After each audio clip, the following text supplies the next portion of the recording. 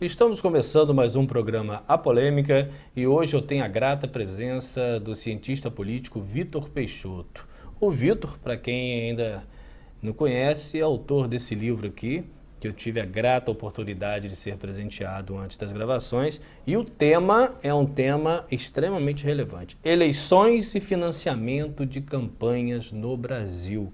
Então, tema importante, inclusive tema que tem gerado aí uma série de problemas penais, civis e eleitorais para muitos candidatos em todo o território nacional. Primeiro, eu queria agradecer a sua presença, Vitor, e eu tenho certeza que o telespectador ficará muito feliz com as suas abordagens. Muito bem, Cláudio. É um prazer e uma honra estar aqui no programa Polêmica com você.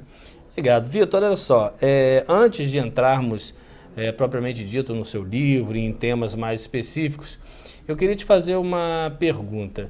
Aquelas manifestações que aconteceram no Brasil, se não me engano, há 2 anos atrás, elas realmente significaram um marco divisório do antes e do depois de um certo tipo de prática política? É difícil fazer essa afirmação, principalmente porque as mudanças no sistema eleitoral que ocorreram não vieram exatamente do sistema político brasileiro. Vieram mais por pressão do judiciário do que por reforma eleitoral profunda no nosso sistema. Então, é possível afirmar que as manifestações causaram mais espanto do que mudanças efetivas. Agora, quando você coloca que a pressão do judiciário, isso aí é outro ponto que se discute muito. A ingerência de um poder em cima do outro. Nós sabemos que os poderes são independentes, são harmônicos, judiciário, executivo, legislativo, mas realmente, muitas vezes, pela inércia do legislativo, o judiciário teve que atuar. Isso é bom? Também é difícil fazer um julgamento de sim ou não nessa questão.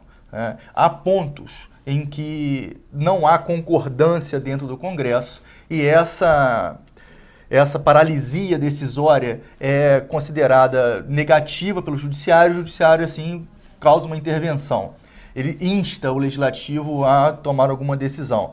Nem sempre essa paralisia decisória ela é causada necessariamente por um não querer legislar, mas simplesmente porque não ocorrem maiorias necessárias para vencer o status quo.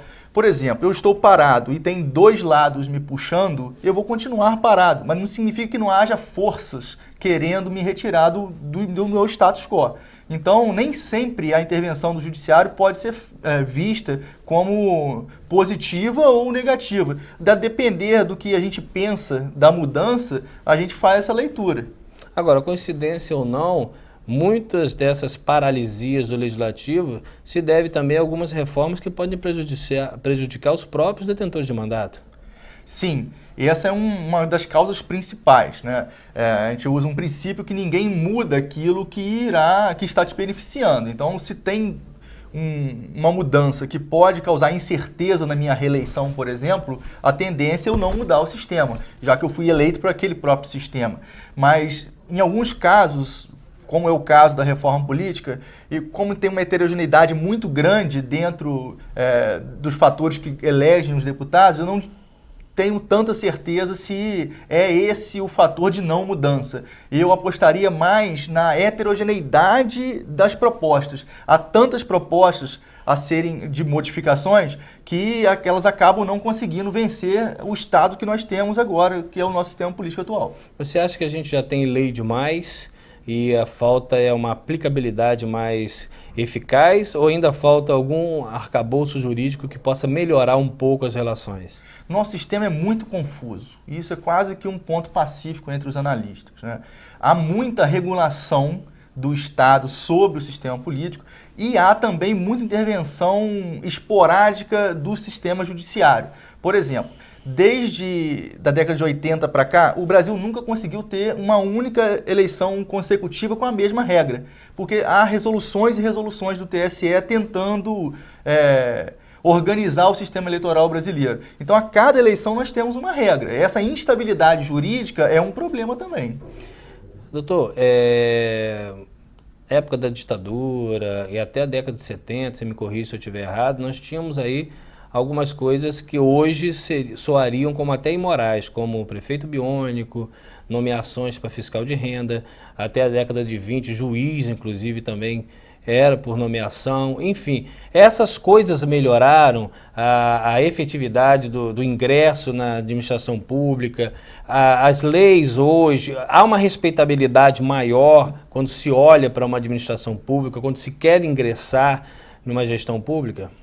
Não tenho dúvida disso. Desde a década de 40, que o sistema de administração pública brasileiro vem sofrendo alterações importantes, né? Getúlio Vargas foi um dos primeiros deles a construir, a tentar colocar algumas agências que fossem insuladas, ou seja, isoladas do poder político, né? Na Constituição de 88 nós tivemos um grande avanço, né? Houve muitos retrocessos durante a ditadura, mas a partir da Constituição de 88 nós tivemos uma consolidação de um Estado mais profissional, um Estado onde as pessoas entrassem no serviço público por via de concurso, e isso vem a cada dia mais sendo transmitida não só para os órgãos federais, mas para os municípios brasileiros, que é a grande questão nossa. Há no Brasil hoje dezenas de milhares de funcionários públicos nos municípios que são nomeados ainda, ou por via de RPAs, ou por DAS, mas a cada dia que nós estamos acompanhando uma profissionalização dos serviços públicos municipais também. E isso nos anos 2000 para cá. A gente observa que nós temos pelo país municípios muito pobres, com índice de desenvolvimento humano terríveis, e um dos motivos disso é realmente a corrupção. O escoamento ilegal de dinheiro faz com que as filas dos hospitais públicos aumentem, a carência de remédio, a carência de um transporte público de qualidade, até a própria dificuldade nas portas de emprego. Tem realmente essa ligação corrupção com dignidade humana nesse sentido? Em princípio, sim. Todo dinheiro de recurso público que é desviado para questões privadas, ele necessariamente está prejudicando o poder público, que são as pessoas que estariam sendo beneficiadas por ele.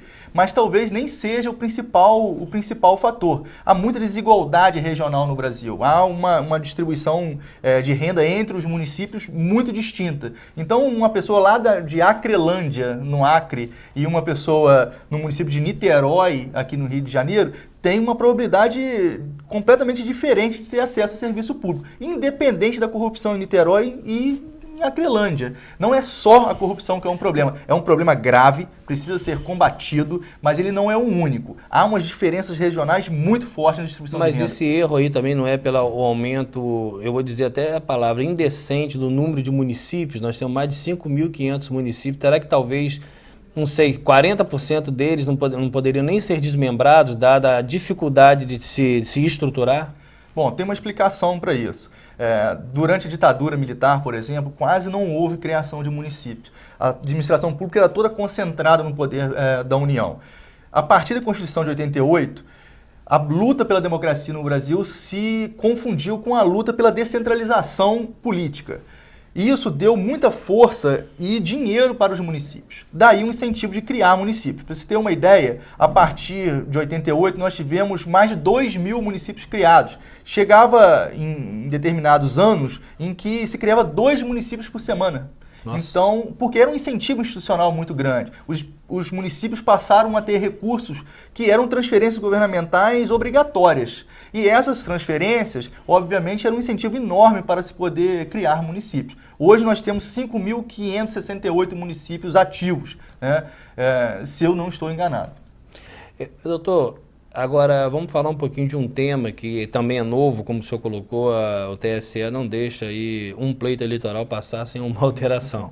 A questão do não financiamento das campanhas públicas por pessoas jurídicas. O senhor acha que isso influenciou de forma positiva nesse pleito eleitoral? É difícil falar ainda porque foi a primeira eleição que ocorreu e nós estamos começando a analisar os dados. Coisas que nós sabemos, houve muito menos recursos sendo declarados. A gente não sabe se esses recursos não passaram para as eleições, né? As empresas não podem mais doar, então nós tivemos de quase 5 bilhões de reais de uma eleição municipal para 2 bilhões de reais. Então houve uma queda de recursos considerável no Caixa 1. A gente não sabe ainda o que pode ter ocorrido com o Caixa 2, porque se você proíbe de um lado, há formas de você colocar dinheiro por um outro, né? Então, a gente ainda não tem certeza do que ocorreu. Um dos maiores problemas no sistema de financiamento de campanha no Brasil não era nem, a meu ver, as empresas doarem, é doar sem limite, né? E isso ainda continua ocorrendo, porque os milionários continuam podendo doar. Dória é um deles, né? E pôde doar mais de 6 milhões com seus recursos próprios à sua própria campanha. Então, continua sem limites o sistema de financiamento de campanhas. E na próxima eleição nós vamos ter algumas mudanças, com certeza. Certamente, porque esse sistema desagradou quase todo mundo. Você sabe melhor do que eu a burocracia que se criou em torno da prestação de contas, né? E não é todo mundo que tem um advogado, um contador necessários para poder prestar contas. E você tocou um ponto importante. A própria Receita Federal fez uma norma no meio da prestação de contas obrigando ao pagamento de imposto de renda. Então, em cima das doações que você recebia, eu acho que muita gente que foi candidato talvez não tenha nem essa orientação. E muita gente buscou advogado particular, contador particular, justamente para não correr esse risco na questão da prestação de contas. Se não me falha a memória, era obrigatório ter um advogado e um contador constituído formalmente pelos partidos políticos para serem responsáveis por essa prestação de contas.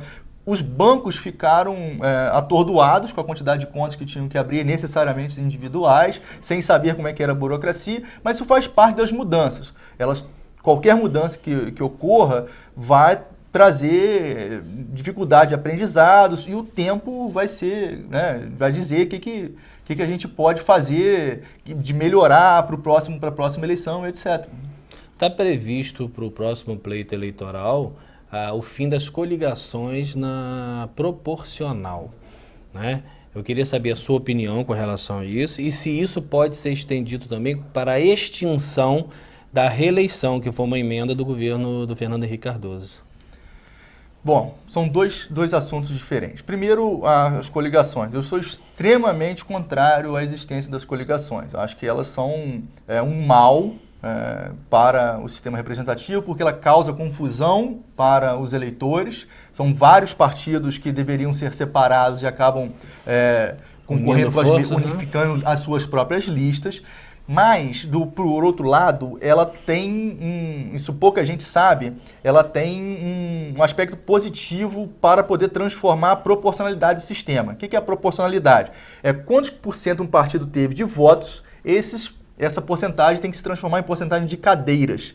Como a distribuição das sobras, você sabe muito bem como é que funciona, os partidos que não alcançaram o quociente eleitoral ficam por fora, eles acabam, se não fizerem coligações, excluídos dessa distribuição de sobras. Isso vai causar uma desproporcionalidade muito grande. A grande questão tem que acabar com as coligações eleitorais e permitir que os pequenos partidos participem da distribuição de sobras. Tá, e com relação à segunda pergunta? Bom, o Instituto da Reeleição no Brasil veio em 97, num momento extremamente complicado, né? Porque ele foi pensado para mudar as regras do jogo e beneficiar quem estava dentro dela. Então, essa é a maior crítica que ocorreu. Mas o Estatuto da Reeleição tem outros pontos positivos também, que é um incentivo para quem está no Poder Executivo fazer um bom governo para ser reeleito. Então, e aquilo não se torna um único governo das suas próprias vidas, né? Então, o Instituto da Reeleição, como há para o Legislativo e limitado para o Executivo, tem esse lado positivo que é transformar, dar incentivos para que as pessoas façam bons governos e possam, sim, ser julgados pelos eleitores. Só que aí nós teríamos que ter realmente uma legislação eleitoral muito forte para que a máquina administrativa não fique sempre a serviço da reeleição ou do candidato do governo, né? Tudo depende, no fim das contas, da capacidade do eleitor de fazer as suas próprias escolhas e não ser influenciado nem por poder econômico concentrado e nem por poder da máquina pública, né? O senhor acha que existem no Brasil práticas políticas que, de forma, vamos dizer assim, de forma proposital, mantêm uma determinada camada social em uma baixa renda justamente para facilitar isso que o senhor acabou de colocar?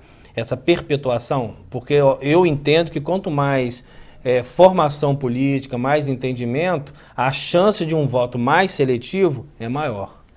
Não tenho dúvida disso. Há uma dominação política por conta da pobreza. nós vimos na região uma série de elementos que dão indícios que essa dominação política possa ocorrer via máquina pública. Mas, por outro lado, se você olhar longitudinalmente, assim, a história está mostrando que nós estamos amadurecendo democraticamente dia a dia. O eleitor cada dia é mais seletivo. Nós tivemos uma prova na região claríssima disso. Perfeito. Nós estamos quase terminando o primeiro bloco, mas eu vou deixar uma pergunta no ar. O senhor colocou muito bem aí a questão dessa possibilidade realmente da miséria, no caso das pessoas, serem também vias de possibilidade de perpetuação. Mas nós agora estamos passando também uma crise empregatícia que atinge todas as classes sociais. E aí, como é que fica essa ideologia ou essa posição do eleitor? Nós estamos aqui conversando com o cientista político Vitor Peixoto. Vamos ao intervalo, daqui a pouco a gente volta.